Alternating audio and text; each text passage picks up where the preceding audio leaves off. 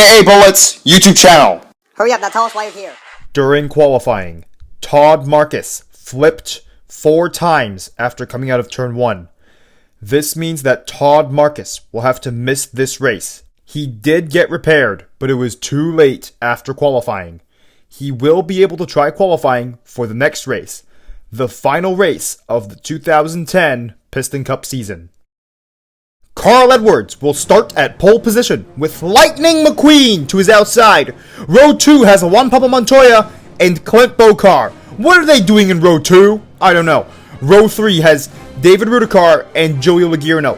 What are they doing this far in front of the field? Row 4 has Cal Weathers and Brad Keselowski. I wonder why they're in the same row. And row 5 has Dale Earnhardt Jr. and Casey Corner. 2 cars that unfortunately wreck a lot this season. Row 6 has Bobby Swift and another purple car, Matt Karzeth, the 2003 Piston Cup champion.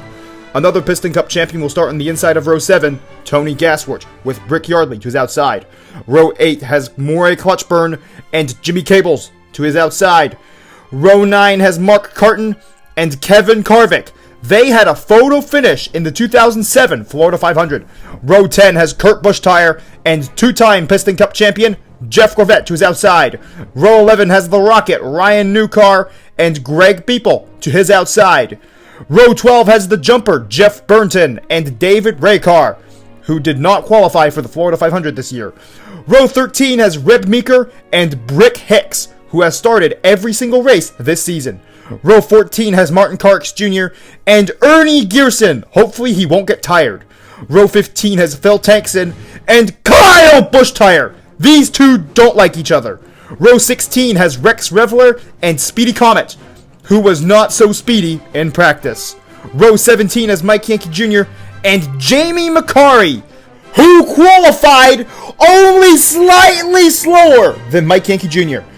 Row 18 has Chip Gearings and Bobby Carboni, who actually makes another start. Row 19 has Jack DePost and the other jumping car, Doug Throttleman, to his outside. Row 20 has T.G. Castlenut and Dirksen de Agostino. I wonder where he'll finish. Row 21 has A.J. Carmeninger and Dave Laney. And starting in 43rd is Denny Carlin! How are you starting all the way back here? These 10 cars, among many others, failed to qualify for this race. Carl Edwards would lead for the first 53 laps of the race. How do you lead 53 laps in a row? Unfortunately, Jack DePost would be out on lap 30 because of an engine failure. Lightning McQueen would take the lead on lap 53 and lead for 5 laps before Carl Edwards would be back in the lead. He would lead another 42 laps. Joey Logierno would be 32nd as of lap 61. When he wrecks! Chip Gearings! Why? The car that would take the lead from Carl Edwards is Clint Bokar, who would lead for 10 laps before Denny Carlin would take the lead from him. He would lead for 44 laps, but his teammate Kyle Busch-Tire would be 5th as of lap 118. When he wrecks, Phil Tankson! Why? And then Kyle Busch-Tire would be 11th as of lap 143. When he wrecks, who does he wreck? A.J. Carmeninger! Why? Lightning McQueen would take the lead on lap 155 and lead all the way until lap 157, where Cal Weathers would take the lead from Self. Later in the lap, Denny Carlin would retake the lead. He would lead until lap 173, where Clint Bokar would take the lead from him. He would only lead for 4 laps before Cal Weathers would retake the lead. He would keep the lead until lap 181, where Clint Bokar would take the lead from him. He would lead all the way until lap 199, where Denny Carlin once again takes the lead. He would lead the next 30 laps before Jeff Burnton would pass him on the outside and take the lead. He would keep the lead until lap 240, where Denny Carlin would retake the lead, and he'd lead for 84 laps! How does any car lead for 84 laps in a row? Bobby Carboni would be out on lap 324 because of an engine failure. Lightning McQueen would finally take the lead from Denny Carlin and lead for 3 laps before Juan Pablo Montoya would take the lead for himself, leading for 4 laps before Denny Carlin, of course, retakes the lead. He would lead until lap 373, where Lightning McQueen would, of course, retake the lead. And he would keep the lead until lap 394, where Denny Carlin would retake the lead. He would lead for 4 more laps before Lightning McQueen would take the lead. And he'd lead the field to the checkered flag and win the 2010 Richmond 400. Denny Carlin, who started 43rd, would finish 2nd this race. Kyle Busch Tire 3rd, Joey Laguna 4th, and Reb Meeker surprisingly rounding out the top 5. And here is the top 20 of the race, with Clint Bokar and Juan Pablo Montoya both doing surprisingly well. Well, they started 3rd and 4th. Cal Weathers, Kevin Harvick, and Carl Edwards, who started 1st, would round out the top 10, with Ryan Newcar and Jeff Gorvette missing out. Oh, and right behind Jeff Gorvette is the other Jeff, Jeff Burnton, and Mark Carton, who did not lead very many laps this season, finished 20th. Now onto the rest of the field, where Bobby Swift once again missed out on finishing in the top 20. And also, Dale Earnhardt Jr. and Casey Corner did not have a DNF. And Dirksen D'Agostino is the last car to finish on the lead lap, finishing 38th. Wow, another race where very few cars wrecked out. This must be because the Mean Green Car TX has not qualified for a while. And here is the top 20 in points. Normally, as this is the race before the final race, I would be putting up a gray screen for who is going to win the Piston Cup.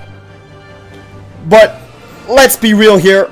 Lightning McQueen is almost 900 points ahead of Kevin Harvick. Oh yeah, and for the next 2 cars, it's Kevin Harvick and Denny Carlin, with Cal Weathers 50 points behind Denny Carlin. So that's the gray screens basically explained that aren't here. They usually are when we are 1 race before the final race.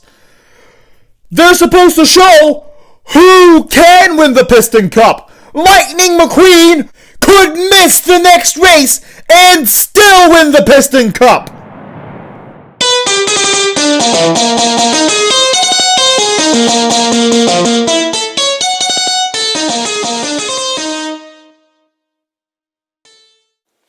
Remember to press the notifications button, which goes ring, ring, ring after you press it.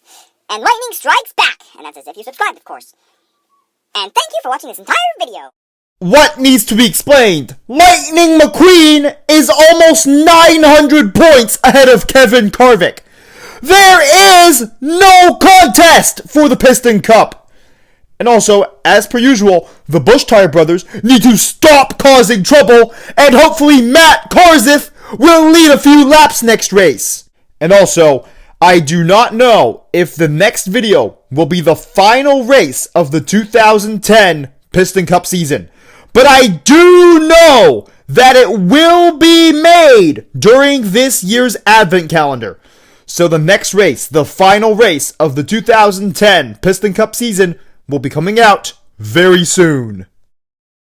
Something that we hope happens very soon is the end of the 2022 Russian invasion of Ukraine, which has been going on for almost 10 months. The Ukrainian people just want to live in peace and have freedom, as well as have access to basic power sources so that they're not living in the dark and in the cold. But who, what monster is stopping the Ukrainian people from accessing these basic necessities? The tyrant and bully Vladimir Putin, who began this unjustified war in Ukraine almost 10 months ago. Why did you even start it? You already have enough land of your own. And also, Putin is not just bullying Ukrainians, but he is also bullying Russians, as he's forcing them to fight in this unjustified war. And we at the hashtag Ebola YouTube channel will continue to stand with Ukraine in their struggle against the tyranny of Vladimir Putin. We also recognize the internationally accepted borders of Ukraine, which include Crimea, the Donbass, and all land that Russia took in the 2022 invasion. We hope that Ukraine can reclaim all of its rightful territory. Slava Ukrainie! Heroyam slava! Nechai Shvitia Daritye! Ukrainie permoha! Glory to Ukraine! Glory to the heroes! May Ukraine be granted victory very soon.